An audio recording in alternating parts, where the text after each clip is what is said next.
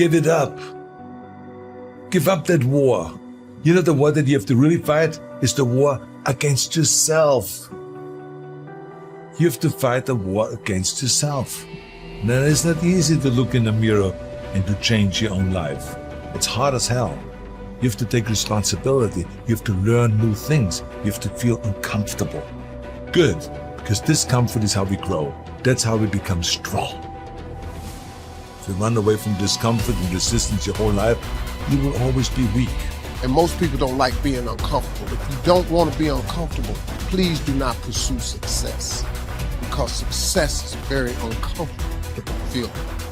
And I just learned to be comfortable being uncomfortable. Your comfort zone is irrelevant. What matters is, what are you trying to do with your life? Future you is going to give you advice on what to stop, what to start, on what a more courageous action would be. What's the first thing they would tell you to be or do to be more courageous? You ain't gonna have much of a life. If you play it safe, you won't have much of a life. Life is risk. It take courage to pursue your dream. Now, it's gonna cost you something. Most people are not willing to pay what it costs to go after your dream, because you're gonna have to hurt a little bit. And those are the times when you want to run and hide. You gotta be able to find energy.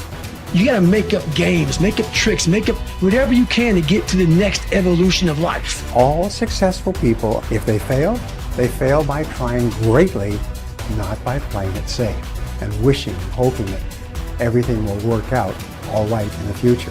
What they do is they take great risks with no guarantee of success, and so can you. Rich people don't sleep 8 hours a day. That's a third of your life. You cannot be sleep 8 hours a day. We do not retreat. We do not give up. We do not surrender. And the reason why most of you are not successful is because every single time stuff not going your way, you give up, you quit, you let go, and people feel weakness. They feel it. You can feel when somebody's not committed, when they're not all in, when they're not dedicated. If you want freedom, there's going to be an element of risk. There's going to have to be sacrifices made. There's going to have to be late nights, extra hours, persistence, and most importantly, growth. If you don't become someone else, you will not be able to earn your freedom. The person you are right now might not be good enough for the life you want. If you really want it, you're going to have to become someone else. The voice in my head said, you know what, man? You're gonna die never even trying to reach your full potential. And how's that gonna feel? So I'm gonna live even while I'm dead. I'm gonna be, because I believe in a higher power, whatever it may be. I don't know what it is. I believe that your mind lives forever. Some spirit, something lives forever. I'm gonna be haunted by the mere fact that I literally just, that's what I was. You wasted that life. That's what I was, man. You look back and here lies David Goggins, a punk. That's it. And I get to live.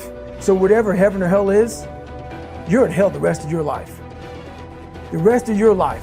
And if there is a God, which I hope to God there is, knowing what I put myself through now, whatever memories I have, if there's any at all, I'll be a happy man.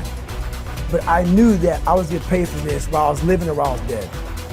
I was getting paid for this, because basically to me, it was a huge sin. I'm basically just gonna sit here and just be a comfortable man and not even try. Wasting your life is a sin, It's right? a sin. It is. I'm not even gonna try.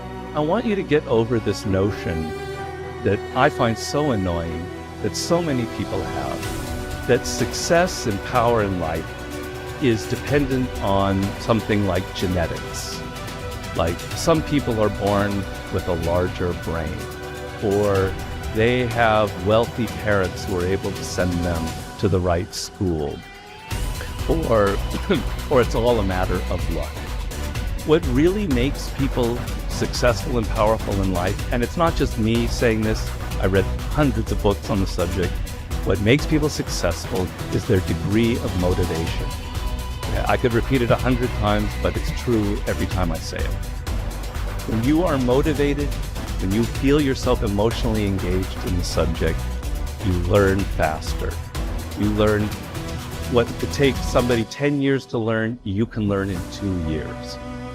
When you feel emotionally engaged with something, you're able to push past all the obstacles.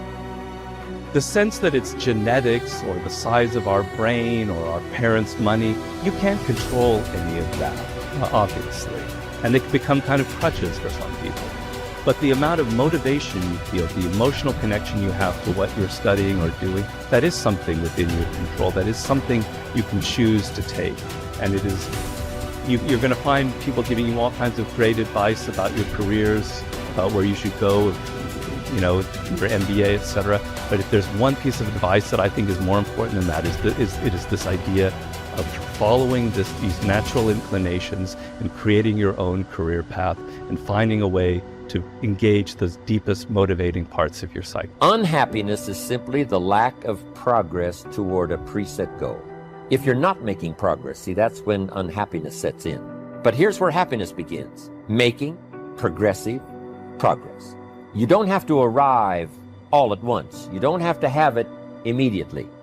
But as long as you're making progress, as long as progress is part of your experience now, it is a fantastic source of inspiration. Now here's the next one. Source of inspiration, and that is achieving.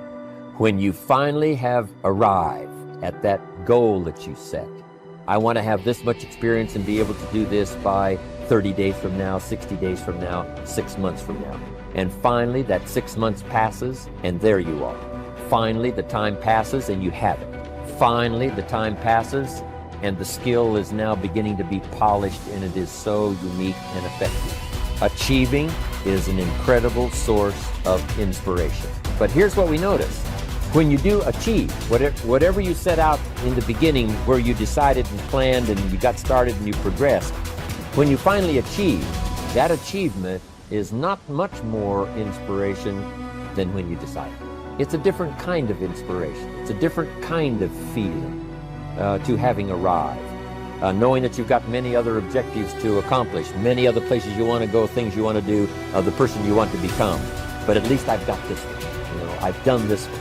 As the saying on the wall of the inner city school reads, God don't make no junk. Each person is capable of achieving excellence in some way, in some area. You have within you, right now, the ability to function at genius or exceptional levels in at least one, and perhaps several different intelligences. Your job is to find out what it could be for you. Your responsibility to yourself is to cast off all these self-limiting beliefs and accept that you are an extraordinarily capable and talented person. You are engineered for greatness and designed for success. You have competencies and capabilities that have never been tapped. You have the ability within yourself right now to accomplish almost any goal you can set for yourself if you are willing to work long enough and hard enough to achieve it. The good news about beliefs is that all beliefs are learned. They can therefore be unlearned, especially if they are not helpful. When you came into the world, you had no beliefs at all about yourself, your religion, your political party, other people, or the world in general. Today, you know a lot of things. But as the comic Josh Billings once wrote, it aren't what a man knows what hurts him. It's what he knows what aren't true. There are many things that you know about yourself that are simply not true. And these are almost always in the area of self-limiting beliefs. The starting point of unlocking more of your potential is for you to identify your self-limiting beliefs and then ask, what if they were not true at all? What if you were possessed of an extraordinary ability in an area where you didn't think you were very good at all, such as selling, entrepreneurship, public speaking, or money-making? Everywhere I go throughout the world, I have taught these principles to many tens of thousands of people. I have filing drawers full of letters from people who had never heard this idea of self-limiting beliefs before. But once they heard it, they changed their entire attitudes towards themselves. They began to see themselves as far more competent and capable in key areas of their lives than they had ever been before.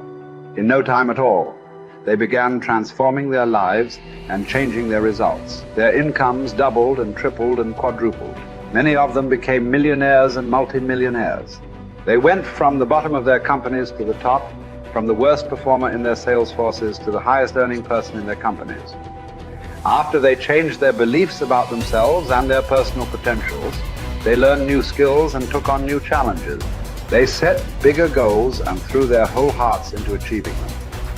By questioning their beliefs and by refusing to accept that they were limited in any way, they took complete charge of their lives and careers and created new realities for themselves. And what countless others have done, you can do as well.